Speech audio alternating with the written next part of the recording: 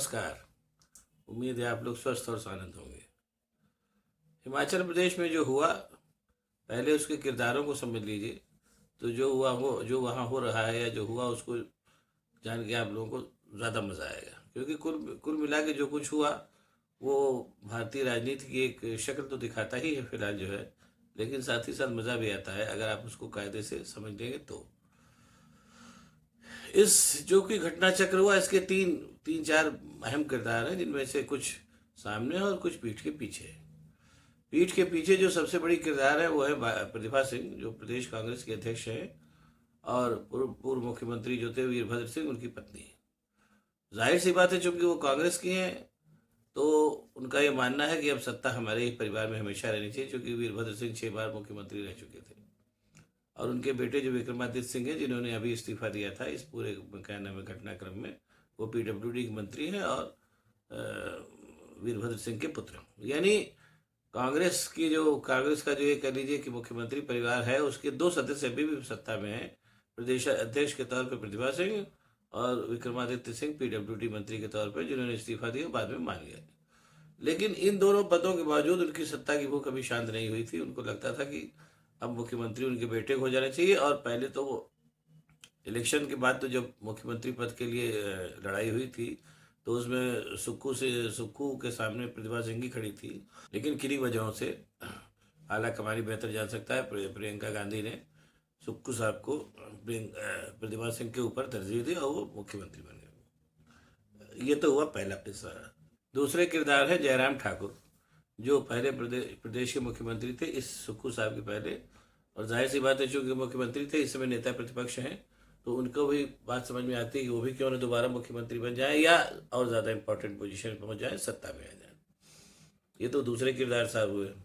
और तीसरे किरदार थे कांग्रेस के 6 सदस्य, जिन्होंने अभिषेक मनु सिंघवी के चुनाव के दौरान क्रॉस वोटिंग करके भारतीय जनता पार्टी के सदस्य को राज्यसभा में पहुंचाने में सहायता की। और एक वो राज्यसभा के वो सदस्य थोड़ा भाग्यशाली भी निकले कि सिक्का भी आखिरकार उन्हीं के नाम का मिला और वो राज्यसभा के सदस्य बन गए।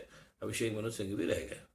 अब इतने के बाद जाहिर सी बात है हलचल होनी थी। और इनके सब के बीच में ये सब तो जो किरदार थे तो थे ही थे, या हैं कह लीजिए। इनके सब के ऊपर जो किरदारों में जो राजाओं के राजा जो अपने शाह साहब बैठे हैं, जो सरकारें गिराने के और उसके सबके कला में माहिर है, वो तो खैर वहाँ जो थे अपना जो नाटक कर रहे थे वो कर ही रहे थे।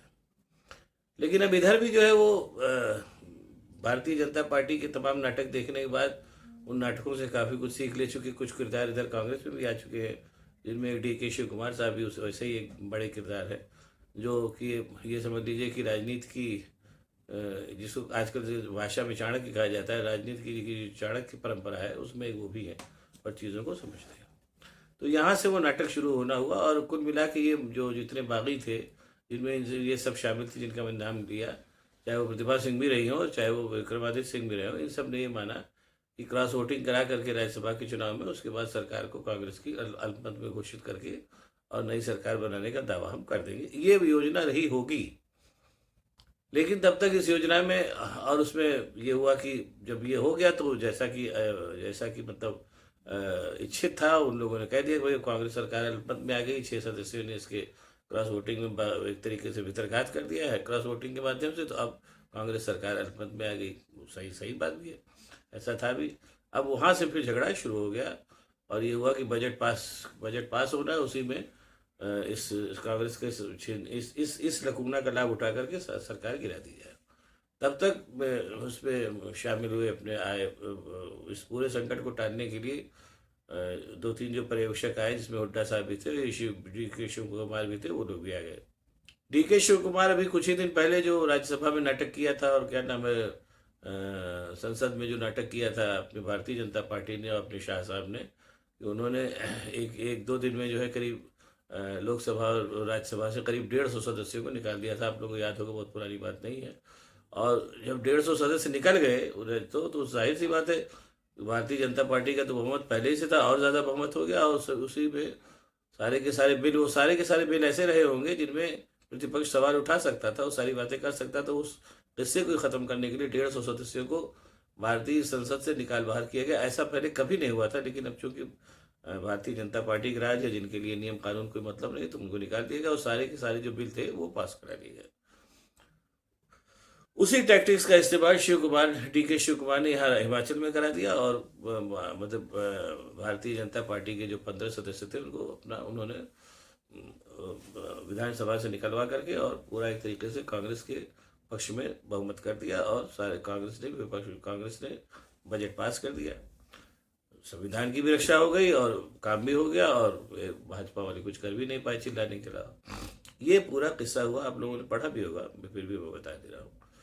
अब कुल मिला के जो मामला हुआ वो ये हुआ कि जो पूरा का पूरा खेल खेला गया, उस खेल में एक तरीके से देखा जाए तो कांग्रेस ने जो है वो भारतीय जनता पार्टी के नेले पे दहरा दे मारा। जिन सारी तिकड़मों का इस्तेमाल करके भारतीय जनता पार्टी विपक्ष के राज्यों को और विपक्ष के दलों की सरकारों को गिराती रही है, वो सारी गिराती रही है, उन्हीं तिकड़मों का इस्तेमाल करके यहाँ हिमाचल प्रदेश में कांग्रेस ने जो है वो भारतीय जनता पार्टी के सारे जितने दांव थे उनको मात दे दी।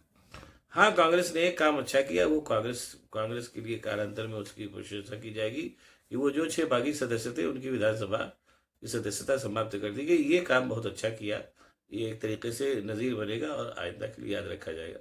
हालांकि ये कांग्रेस की बात है, भारतीय जनता पार्टी इस तरीके की नज़ीर में भरोसा नहीं करती, उसका तो किसी तरीके से काम निकालो, अपने काम से काम है। तो कुल मिलाकर के ये जो पूरा का पूरा जो खेल हुआ, उस खेल में भारतीय जनता पार्टी की तिकड़मों से ही कांग्रेस ने भारतीय जनता पार्टी को मात दी और हिमाचल में कांग्रेस की सरकार बची हुई है। जो अभी कुल जो मिला के जो सिनेरियो है कि बागी विधायकों को निकाल देने के बाद भी कांग्रेस की अभी वहाँ पर बहुमत बचा हुआ है। हालांकि बहुमत थोड़ा हो गया है, लेकिन निर्दलीय विधायकों ने उसमें समर्थन दे दिया है। बाकी आगे बाद में भी देखा जाएगा। और सबसे बड़ी बात यह है कि जो इस पूरे घटनाक्रम में जो जो जो मतलब सबसे बड़ी बात है जिसको गौर करना चाहिए कि जीत हार तो होती ही रहती है, सबसे बड़ी बात ये होती है कि भारतीय जनता पार्टी जो लंबे समय से यही सब तिकड़मे कर करके विपक्ष की सरकारों गिरा रही है, यहाँ पर उसको पराजय तो मिली ही मिली, साथ ही साथ एक नैतिक पराजय भी मिली।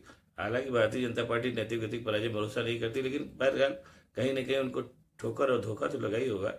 और उससे एक संदेश गया कि अगर कांग्रेस भी उन्हीं सब तिकड़मों पे आमादा हो जाए जो भाजपा कर रही है, तो भाजपा को हरा सकती है। ऐसा कोई भाजपा वाले को ऐसा नहीं कि वो हमेशा जीतने के लिए आए, नंबर 1।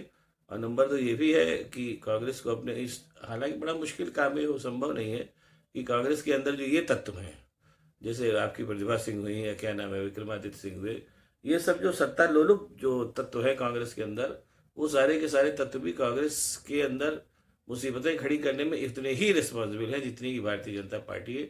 इस चीज़ को ऐसा नहीं कि कांग्रेस के आला कमान के लोग समझ नहीं रहे, लेकिन करें क्या, पार्टी कमज़ोर है और जो राज्यों के बागी है वो आला कमान को बहुत ज़्यादा सुन नहीं रहे हैं। ये स्थिति कांग्रेस में तब तक रहेगी जब तक कांग्रेस दोबारा मजबूत नहीं हो जाती। बहरहाल, लेकिन कुल मिलाकर के ये मज़ेदार घटना हुई कि कांग्रेस ने जो भारतीय जनता पार्टी जो नैला जड़ा, कांग्रेस के लोगों ने उन्हीं की ट्रिक्स का इस्तेमाल करके दहला जड़ा और हिमाचल प्रदेश में कांग्रेस की सुक्खू सरकार बच गई। देखिए क्या होता है आगे। उससे ये लग रहा है कि एक तरीके से ये कह के मैं बात खत्म करूंगा कि कांग्रेस भी जो है पूरी तरीके से धीरे धीरे भारतीय जनता पार्टी को उन्हीं की ट्रिक्स के साथ जवाब देने के लिए तैयार हो गई है। लोकसभा के चुनाव में भी ऐसा होता दिखेगा। कहीं ना कहीं कांग्रेस जो है वो भी जब लोकसभा के चुनाव में जो भी सारी ट्रिकें आजमाएगी भारतीय जनता पार्टी, उनका पलट जवाब देगी। जीत हार तो लगी रहती है, तो बाद में देखा जाएगा। लेकिन कुल मिलाकर के ये भारतीय जनता पार्टी की कमज़ोर होने का भी एक उदाहरण माना जाएगा। देखिए क्या होता है। अब आपको अगर हमारा वीडियो पसंद आया तो इसको शेयर करिए, लाइक करिए, साथ ही साथ मेरे चैनल को सब्सक्राइब करिए ताकि मैं और भी ऐसी बातें आपको बता सकूँ। बहुत बहुत धन्यवाद, नमस्कार।